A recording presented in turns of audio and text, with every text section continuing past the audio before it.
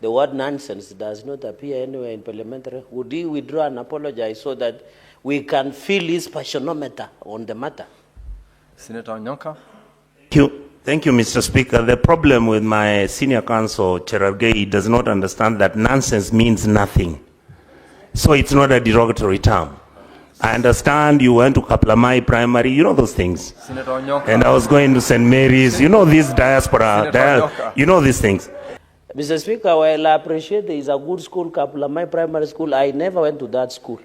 Would it be in order for the senator to withdraw and apologize for misleading the House? Is the senator of Kisii in order to impute improper motive against Kaplamai Primary School, the students of Kaplamai Primary School, the teachers and the parents? If he has any problems with the bad English spoken by the senator of Nandi, he should, Mr. Speaker, make it clear and not extend it to the Kaplamai community, Mr. Speaker. I will not take that as a proper point of order. Conclude your comments, Senator Onyonka. Thank you, Mr. Speaker. What I wanted to mention is that, and in this case, I want to plead to Kenyans and most probably to members of this House, because Honorable Khalwale, this House is the last line of defense for devolution in this republic. And I think we as members of this committee should look at it a bit differently than we have looked at before. It is true, I've heard Honorable Sosi say the expected revenue that Vihiga County is supposed to get is about 1 billion shillings a year. And yet they're only collecting 300 million. Mr. Speaker, if you check, the recent one that I checked out was Kiambu County, where the governor, through some miracles, has actually for the first time, from collectible revenue, which was 1.1 billion, he has hit 6.2 billion. If that is not interesting to us, then I don't know what can make us realize it is interesting. The only thing that the governor did, and I had to call him and ask him, Speaker, he just changed the financial platform. He did what Kangata has done in Muranga. Look at what Kangata got last year. From 226 billion, he crossed over to 1.5 billion. All right, 226 million. Now, what we've been saying, Mr. Speaker, is this. Why can't all our governors be magnanimous and agree with us? Just the way we are using the IFMI system, let us use a financial system that is managing the money from the markets of those counties that have succeeded. Why can't all counties sit down and agree from what Kiambu has done and what Muranga has done? These are cases scientifically that you can prove. So we adopt the financial system that has been producing results instead of us doing the nonsense that we're busy doing.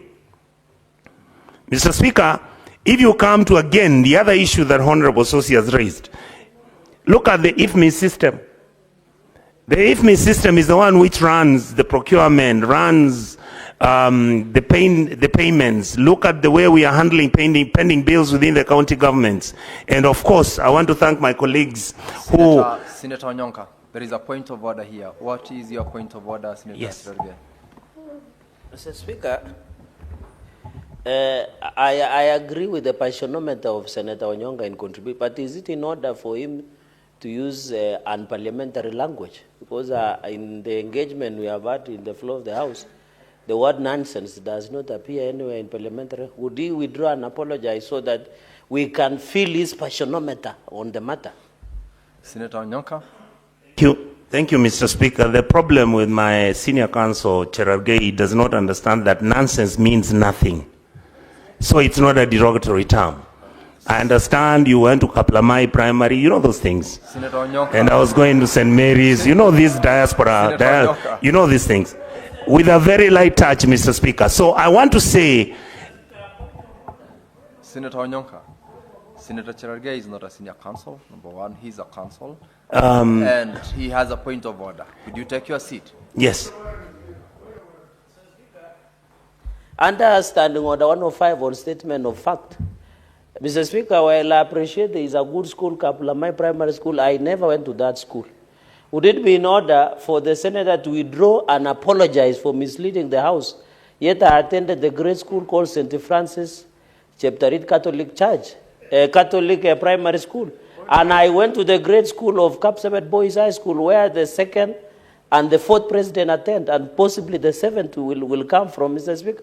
Is it in order, can you withdraw and apologize? Senator Onyoka, just confirm that the school that Senator Cherargei attended is not the one you referred to. Mr. Speaker, the school that I thought he attended is not the one, but I recognize and reevaluate my interpreting his capacity, and I would like to say you've done very well. I want to give the accolade and the respect you deserve without diluting my real meaning. Thank you, sir. Mr. Speaker, I will rush through this by mentioning that we need to look at the issue. Senator Bonny Khalwale, there is a point of order still, Senator Onyoka. Mr. Speaker, I rise on Standing Order number 105, and as a good neighbor of the Nandi County and the Nandi people, is the senator of Kisii in order to impute improper motive against Kaplamai Primary School, the students of Kaplamai Primary School, the teachers and the parents. If he has any problems with the bad English spoken by the senator of Nandi, he should, Mr. Speaker, make it clear and not extend it to the Kaplamai community, Mr. Speaker. Can he withdraw and apologize? Senator Bonny Khalwale, I will not take that as a proper point of order. Conclude your comments, Senator Onyonka. Thank you, Mr. Speaker. I think my colleagues Senator do not... Order, please. Allow Senator Onyonka to conclude. Allow Senator Onyonka to conclude. Proceed, Senator Onyonka. Thank you, Mr. Speaker. I wanted to mention to my colleagues, Mr. Speaker, protect me from Cherargei. Allow him to conclude. Allow him to conclude. Senator Onyonka, the floor is yours. Thank you, sir. Thank you, Mr. Speaker. They have really destabilized my thinking pattern, but I'll pick up. I wanted to mention that even when we are looking at the weighty issues... Senator Cherargei, you are out of order, and I'm giving you the first warning. Senator Onyonka, if you want to conclude, proceed. If you do not want to... I want to conclude and I'll proceed. I wanted to mention that the county governments are the last line of defense for Kenyans, for the simple reason that funds have been devolved. For some of us who've been through this historically, educationally, or whichever ways, trying to understand what the problem for Africa have been. The problem has been resource allocation, resource mobilization, resource misallocation, and wastage within our systems. And therefore, what we have is functional. County governments can work if leadership wants it to work. We are now mismanaging our bursaries. We are now mismanaging our pending bills. We are mismanaging our bursaries that are going to schools and colleges. And although that data is available with the reports that exist within Peak Park and Devolution Committee.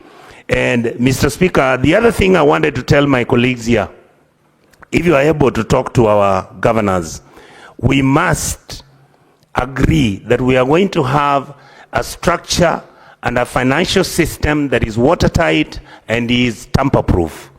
That is why I completely agree with the government position of bringing in the easy citizen payments. That is a good call, but can you make sure it is end-to-end encrypted, and let us make sure that this e-citizen is being run by the Treasury instead of it being run by a private company.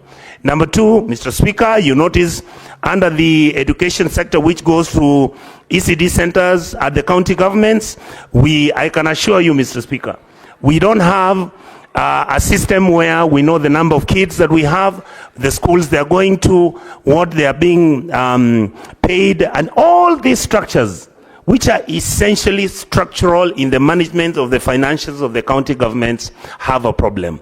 One of the issues, I'm sure, Mr. Speaker, you've seen, because you sit in this house, I have constantly argued, all the money I make, KRA knows what it is.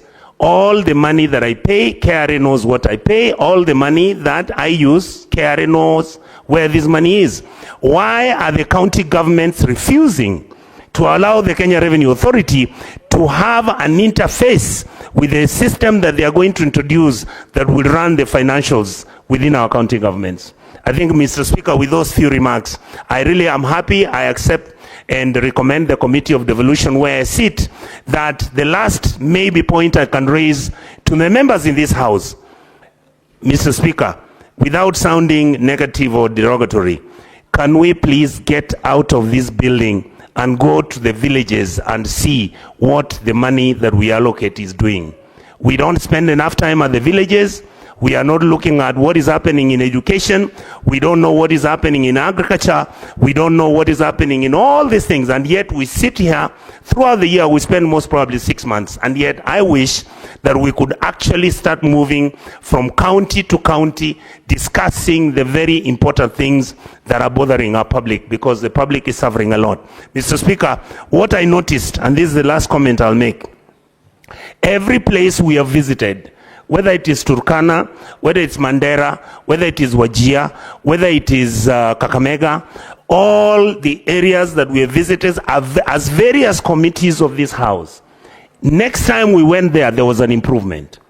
So the general feeling I have is, let members of the committees and members of this Senate, we create a program by discussing amongst ourselves so that we can visit these county governments, we visit county employees, we visit the county infrastructure, visit the roads. Let's see what is there. That is the only way we can be proactive and we can intervene before everything gets out of hand.